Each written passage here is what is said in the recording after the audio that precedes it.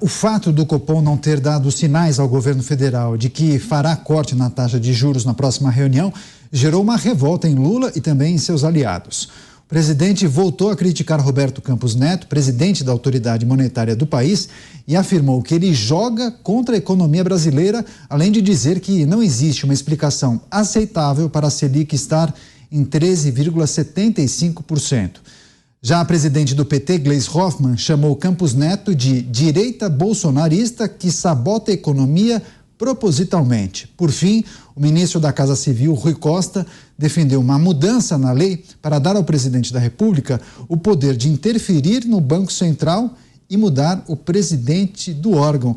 José Maria Trindade, mais um capítulo em que Lula faz críticas estridentes ao Banco Central, ao presidente da entidade monetária e, por fim, essa sugestão ou ideia do ministro Rui Costa da Casa Civil sugere, inclusive, alteração na lei para que o presidente da República possa interferir no Banco Central. Pois é uma orquestração e uma crítica ensaiada esta do governo contra o presidente do Banco Central, Roberto Campos Neto. Havia um debate e apoio do PT, inclusive, para essa situação de um Banco Central com autonomia, não é um Banco Central independente, ele é governo. O Banco Central é governo. Só que o mandato não coincide com o mandato do presidente da República, ou seja, o governo atual, que é o Banco Central também, tem que conviver com o presidente e depois ele nomeia daqui há um ano e pouco, um ano e meio, ele nomeia um novo presidente do Banco Central. Mas o Roberto Campos Neto comprova na prática a teoria, o debate que aconteceu no Congresso Nacional, que fez esta lei do Banco Central com esse poder de nomear diretores e presidentes com mandatos. E não é só no Banco Central. Existem outras organizações do Brasil que têm mandatos. Natural, agências reguladoras, algumas estatais, é assim mesmo. Sobre os juros, há uma unanimidade. Os juros estão mesmo estratosféricos, estão altos demais. Isso é terrível para quem deve, para quem vai tomar dinheiro emprestado e principalmente contra o crescimento do país. As empresas não investem sem um crédito bom. E aí, tomar um empréstimo com juro assim tão alto, mais de 13%, 13,5%, é um verdadeiro suicídio, a não ser que seja uma empresa muito, mas muito lucrativa. Delfim Neto, quando era ministro, dizia que para pagar uns juros assim, uma empresa teria que vender coisas ilegais, ou seja, drogas. Só assim para pagar juros tão altos, né, que justificassem um empréstimo para ampliação da empresa. Mas veja bem, se os juros estão tão altos assim, isso aí é resultado de uma política econômica do governo que não está dando certo. E há uma comprovação disso, né? A inflação no Brasil é uma das mais baixas do mundo. A inflação está inferior à inflação norte-americana, à inglesa, né? Porque em virtude da posição do Banco Central. A inflação e esse modelo de juros altos é consequência de um governo que não está sendo crível, né? Que é gastador, que não faz ali aquela política do rigor fiscal, ou seja, economizar e só gastar a arrecadação. Isso é que Lula teria que fazer para combater os juros altos. Não adianta blá blá blá na força reduzir os juros. Isto não funciona. Agora também sobre esse assunto, o Cláudio Dantas aí em Brasília. Dantas, ainda que Lula não concorde com a manutenção da taxa de 13,75%, você acha que o tom que ele acaba adotando é um tom exagerado, beira a falta de respeito? Tom Cavalcante. Na verdade, isso é um jogo de narrativa, né? Porque o Banco Central está segurando a inflação com a taxa Selic alta, e atuando no mercado, comprando e vendendo títulos públicos para manter a meta dessa Selic.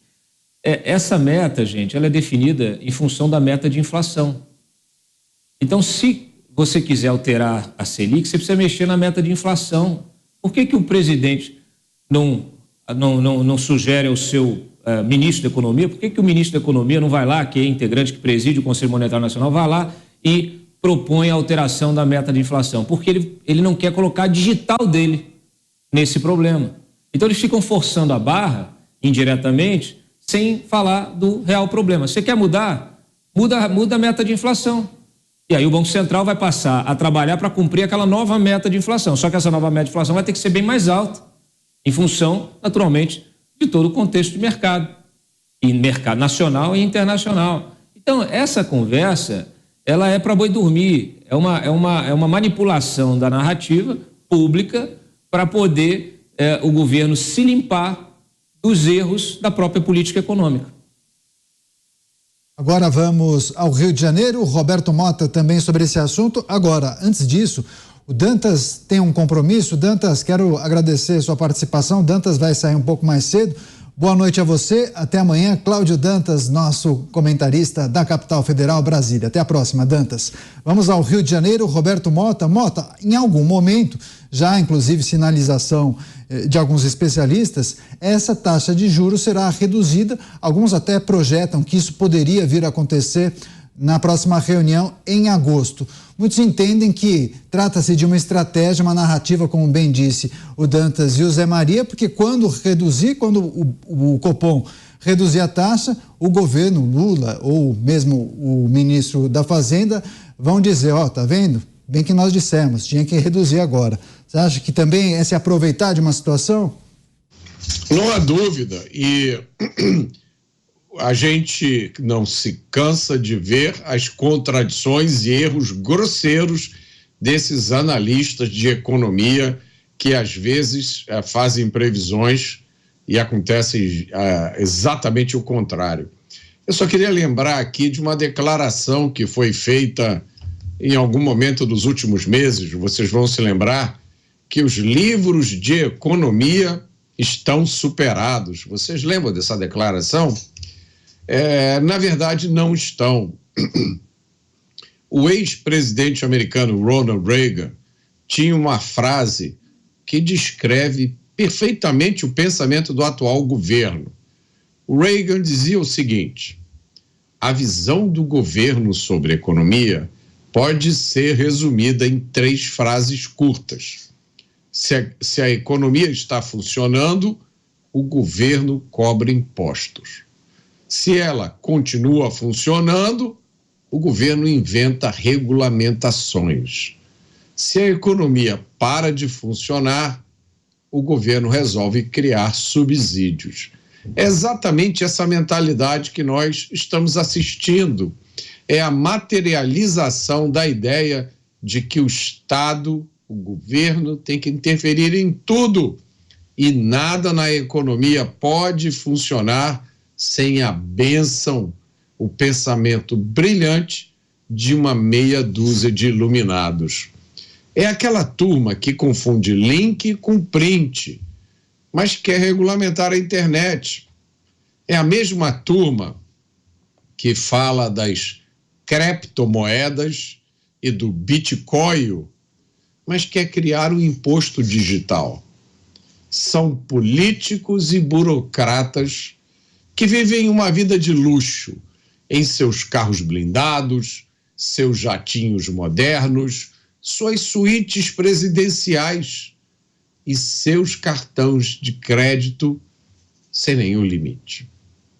E ainda assim, insistem em atacar a única parte desse governo que pode ser elogiada: o excepcional trabalho do presidente do Banco Central, Roberto Campos Neto.